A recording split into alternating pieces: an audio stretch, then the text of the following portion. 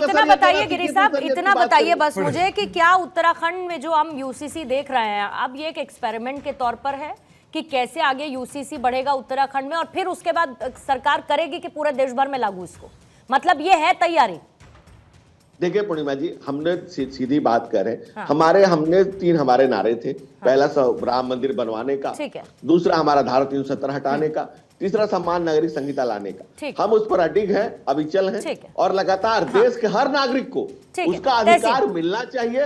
इस बात के लिए हम कटिबद्ध हैं, प्रतिबद्ध हैं। किसी भी व्यक्ति के नाम पर, कोई महिला हो पुरुष हो, कोई भी जात धर्म लिंग भेद के आधार पर किसी के साथ कोई विभाजन नहीं होना चाहिए। और जैसा मैंने पहले का रिपीट ये तो पोर्तुगीज के समय का तो रहा है, तो आप कांग्रेस के, मैं थोड़ा सा उसको लेकर क्लैरिटी भी चाहती हूँ। क्लैरिटी भी बिल्कुल वो पोर्टुगल के समय का कानून था जिसमें ऑब्वियसली कुछ चेंजेस आए, जैसे जैसे सरकार आई और फिर यूसीसी वहां पर बना हुआ के अंदर। लेकिन वर्तमान चीफ मिनिस्टर प्रमोद सावंत जी से जब मीडिया ने पूछा कि एक हिंदू मर्द 30 साल की उम्र से ज्यादा अगर उसको बेटी होती है, क्योंकि माननीय प्रधानमंत्री का फ्लैगशिप प्रोग्राम है बेटी बचाओ बेटी बढ़ाओ, तो अगर उसे बेटी होती है तो क्या वो दूसरी शादी जो कर सकता है कानूनी तरीके से, ये जाना चाहिए कि नहीं, क्योंकि यूसीसी की बात हो रही है। गोवा के मुख्यमंत्री कहते हैं ऐसा कोई नहीं जाएगा, ये हमारा ट्रेडिशन। ठीक है, चलिए मैं गोवा को छोड़ देता हूँ। कई ऐसे ट्राइबल्स है भारत के अंदर, क्योंकि ट्राइबल महिलाओं की बात हुई, उनके अधिकारों को, जब पॉलीएंड्री ज्यादा है, पॉलीगैमी छोड़ो पॉलीएंड्री ज्यादा है, उसके बारे में माननीय भाजपा के प्रवक्ता के क्या विचार है?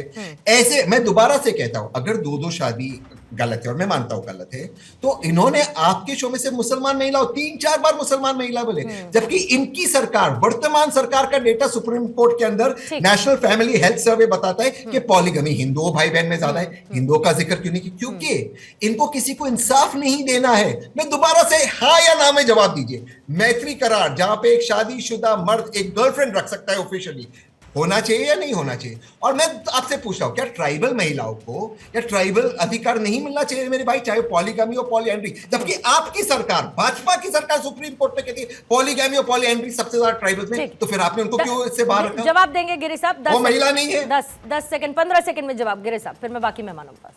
पूर्णिमा जी, मैंने मुस्लिम महिला इसलिए कहा कि ऐसा कभी नहीं हुआ है, ऐसा कभी नहीं हुआ है कि किसी एक महिला को अधिकार छीनने के लिए देश के सुप्रीम कोर्ट की जजेस के बेंचेस को किनारे करके और कांग्रेस की जैसे करप्ट पार्टी ने, तहसीन भाई जिसके सपोर्टर हैं, जैसा है, मैं मुखालफत से मेरी शख्सियत संवरती है, विरोधियों को मैं बड़ा एहतराम करता हूं, मैं आपका एहतराम कर रहा हूं कि और जहां जहां बुराइयां उसको लाइए, हम आप दोनों मिलकर एक पटल पर लाएंगे और उसको सुधारेंगे।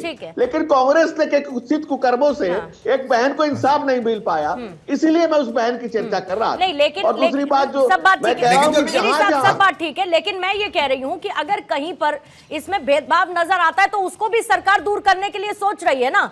जिन जिन राज्यों में अगर कोई भेदभाव जैसी स्थिति है सर।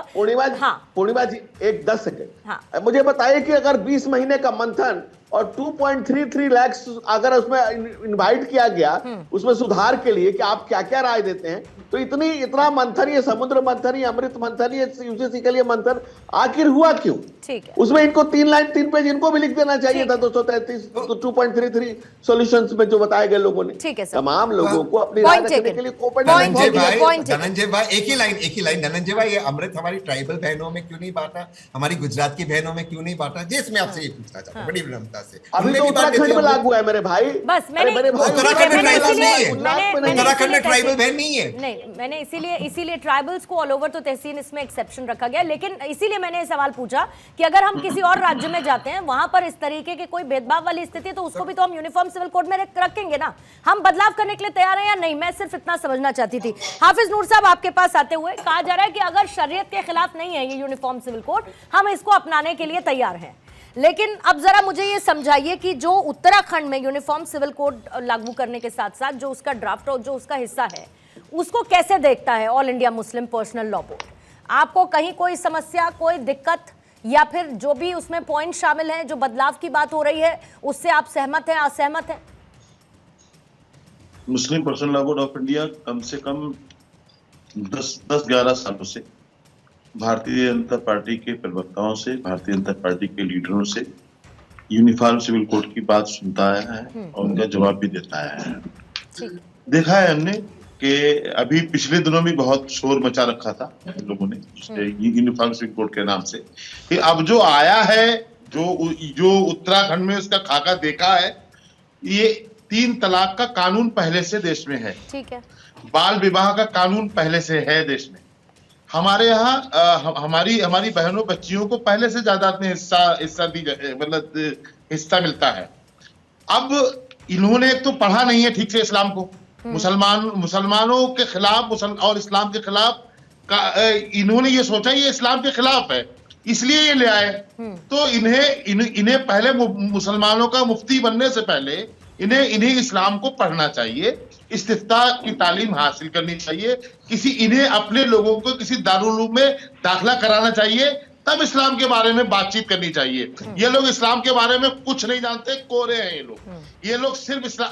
अब एक बात और मैं कहूंगा कि आपने जितनी खुसूसियात आप बताते आ रहे हैं 10-11 सालों से कि यूनिफॉर्म सिविल कोड बहुत जरूरी है, बहुत जरूरी है, बहुत जरूरी है। अभी तहसीन भाई ने कहा भी आदिवासी समाज के लिए, मैं उस पर नहीं जाऊंगा। मैं आपसे ये पूछना चाहता हूं, इतना ही जरूरी है तो आपने पूरे देश में लागू क्यों नहीं किया?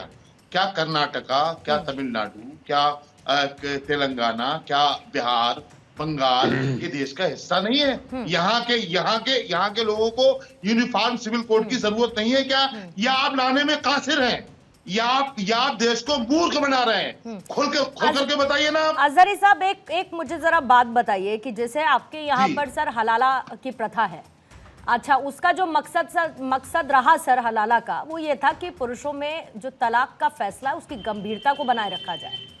मानते हैं आप उसका उद्देश्य यही था? मानते हैं सर? लेकिन क्या वो गंभीरता के तौर पर सिर्फ बना रहा? क्या हलाला जैसी प्रथा विवादास्पद नहीं रही? क्या उसको लेकर सवाल नहीं उठे? क्या उसको लेकर मुस्लिम महिलाएं परेशान नहीं हुई? क्या उनके अधिकार नहीं छीने गए? देखिए, बहुत अच्छा सवाल है। हमारे यहाँ का हमारा मजहब कहता है कि आपने 3 तलाक दे दी हैं, अपनी बीवी को उसका महर दिया, उसका हक अदा कर दिया जो है, अब वो आपके निकाह से निकल गई। अब वो कहीं जाए, ये नहीं है कि आप हलाला करें तो आए यहाँ पर। हलाला क्या होता है? मतलब अब आप उसके निकाह में दोबारा नहीं आ सकती। हाँ। ठीक है, सुन ले मेरी बात। हाँ, हाँ, अब आपने कहीं किसी से शादी अपनी मर्जी से किसी और मर्द से अपने यहाँ महर वगैरह लेने के बाद, समझौता होने के बाद आपने शादी किसी और से कर ली। आप उसके साथ 10 साल नहीं, आप 20 साल नहीं, 2 साल नहीं, अगर उससे भी आपकी बनती है, तलाक हो गई है, और फिर वहां भी आपका समझौता हुआ, महर आपने ले लिया अपना। आप फिर से अगर इधर वापस आना चाहती हैं तो आने की इजाजत है, वरना नहीं। अच्छा, और अगर फौरन सर 3 तलाक होने के फौरन बाद अगर पुरुष ये चाहे कि वापस से वो उनकी पत्नी बनकर रहे, क्या है फिर? देखिए, कहीं और शादी नहीं की, कहीं और 10 साल नहीं बिताए, कहीं और 10 साल नहीं बिताए, फौरन मैं कहती हूँ उसने महर दे दिया। हाँ। उसने नहीं, 3 तलाक किसने बोला? 3 तलाक किसने बोला सर? 3 तलाक किसने बोला? औरत सर 3 बार तलाक किसने बोला? अजहरी साहब, 3 बार तलाक किसने बोला ये बताइए? शौहर ने बोला। महिलाएं बोल सकती हैं क्या? महिलाएं बोल सकती हैं? हाँ, वही आपको बताने के लिए जा रहा हूँ। निकाह होता है हमारे यहाँ, निकाह के दौरान औरत भी ये कबूलियत के दौरान ये शर्त रख सकती है। सर मैं जानती हूँ रख सकती है। अजहरी साहब मैं समझ रही हूँ, मैं जानती हूँ अजहरी साहब, मैं जानती हूँ। मैंने आपसे ये पूछा कि अगर फौरन वापस से पुरुष चाहता हो कि वही महिला उसकी जीवन संगिनी बनकर, पत्नी बनकर रहे, तब क्या? मैंने आपसे कहा ना कि उसने तो आजाद कर दिया 3 तलाक देने के बाद। आजाद किया, आजाद कर दिया 3 तलाक देने के बाद। ठीक है, ठीक। औरत ने तलाक मांगी है। कुरैशी साहब क्लैरिटी देंगे, कुरैशी साहब क्लैरिटी देंगे, कुरैशी साहब क्लैरिटी देंगे, फिर उसके बाद रावत साहब आपके पास आ रहे।